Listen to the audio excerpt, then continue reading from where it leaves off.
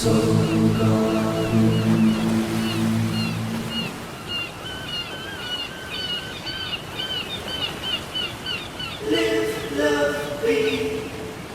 day from my smartphone to yours. I'm Lovecasting live in the Serious Joy Garden Studios in Costa Mesa, California, and this is your Thursday Namaste Today.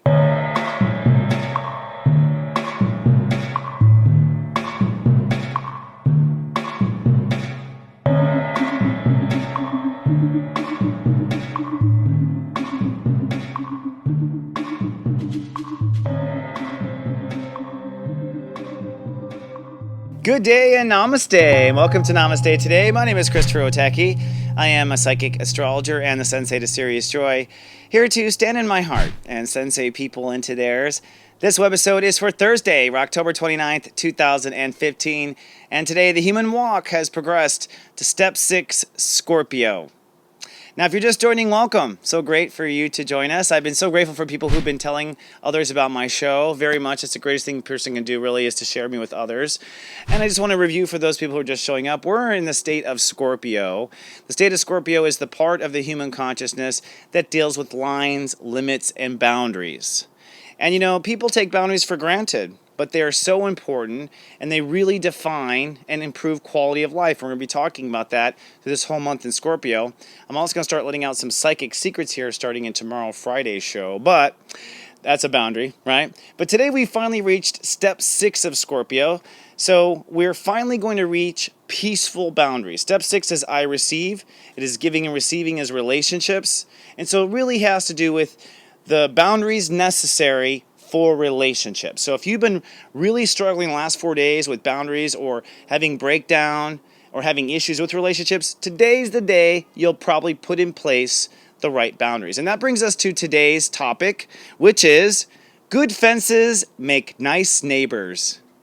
I heard this phrase from someone once upon a time and I adopted it right away because I recognized that it was talking about the quality of a boundary. You can have two people live side by side and never have any conflicts if there's a good fence between them. That's because on each side, each party can be who they want to be, but the fence is very clear. Hey, you stay on your side of the fence, stay on my side, yada, yada. So when you put in good fences, you end up creating nice neighbors. And a lot of times I think people who engage in relationships end up fighting, arguing over things, and really it's almost always a boundary dispute. It's almost always that someone didn't protect something that was valuable to someone stepped over it and caused a problem, the other person is sorry, the other person doesn't believe they're sorry, and it's like boundary dispute. If you get clear, it's like, hey, good fences make nice neighbors, why don't we just both agree to this fence and see if it works? Boom, things can start working. So I think a lot of junior relationships have problems because they don't have the boundaries in place. Now, I get in trouble all the time because I've been told to be not sexy for doing a lot of disclaimers. They're always like, girlfriens are always like, you got so many disclaimers. They're not disclaimers, they're boundaries. It's like, hey, this is the line, this is what I like, this is what I like. I put in all the boundaries because they have to be communicated. I know it's not sexy, but I think it's necessary to make nice neighbors. And I also think it also makes things a little bit sexier when the boundaries are clear, because that's kind of what you usually scratch, is that boundary, right? So that brings us to today's 5 o'clock question to help you out with the fences in your life. Here's the first question, 5 o'clock. Where are things not flowing in your life? Name a place in your life where things are not flowing. Here's the follow-up. What boundary do you think might help that? So what boundary do you think might help? So I'll use this very example. Here's a boundary. I had a problem once upon a time where my romantic life would stop flowing because I was talking too much, particularly about astrology, I think. I think I've drowned relationships overanalyzing them, and I'm so sorry. But it was just who I was at the time. So, very simple. It's like astrology is not always sexy in bed. Astrology is always not always sexy at dinner. Like, I got to just keep that to myself. Where's the boundary? The boundary could have helped is like, what? I have friends that love to talk about astrology. There's a time and there's a place. Okay? So I had to put in a boundary. And ever since then, my romances have run very well because I don't bring the astrology to the table. Okay, just keep it inside. But unless I were to, unless the awesome case of knowing someone knows astrology, then I talk the whole day, right? So the point is wherever you have flow breakdown, wherever you're not flowing somewhere in life, where could you put in a boundary that would make it work? Where could you put it? That is today's question and analysis.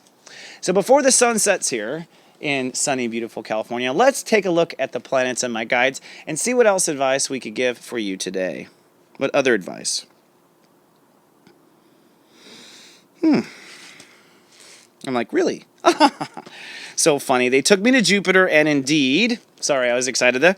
I don't need to apologize, actually. I'm going to put a boundary there. I don't need to apologize to you, okay? So today, Jupiter moves to step 16. What's up, Bella? Bella lost her little stick. Step 16, she'll find it. There's a little tail going across the bottom. Today, Jupiter's at step 16. Step 16 is the ability to flow. Jupiter is moving to the ability to flow. They brought me to Jupiter. And what that means is that our reality now needs to open up and flow. Everyone's reality or meality that we created in Virgo and still creating, right? We have a meality, we have our mirage, right? Quantum mechanics. And now we're putting in boundaries. So it is time to get life flowing. That's what my guides are saying. And not just this life, but life in general. Basically, it looks like the very, very treacherous hard times are past us. Pretty much we're picking teams now and we're racing. The next big event feels like it's going to be in Sagittarius when the sun crosses Saturn. When I mean big, I mean like, oh my gosh, that just changed everything.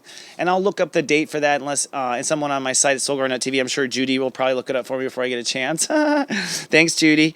And thanks to everyone who leaves comments. But basically, everyone is free to run now. It's like, go ahead and assume that the store is going to work. Go ahead and assume that business is going to flow.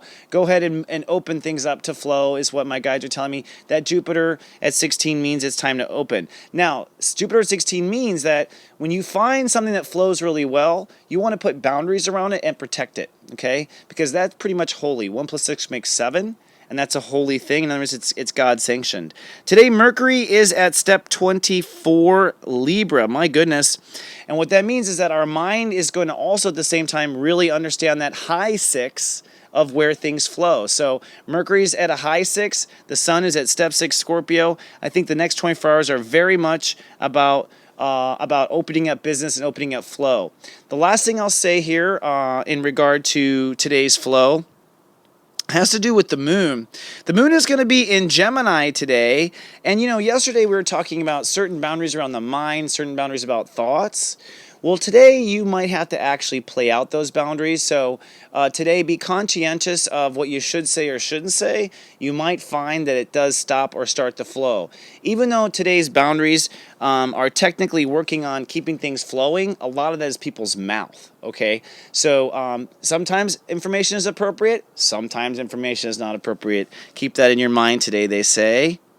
The other thing I want to bring up is the moon will be opposing Saturn through the beginning of the day. And what that means is that it's kind of what I was saying about word choice. You want to kind of go back to your philosophy. So because people are kind of starting with a new philosophy of life, a new way of thinking, you really got to edit it down in the basics, which comes down to word choice, frames of thinking, ways of wording it, all that. So even though we're starting to open up and things are starting to flow, they're saying be really micro and anal with your word choices and whatnot. That kind of sorting back and forth is going to be at least the beginning of the day.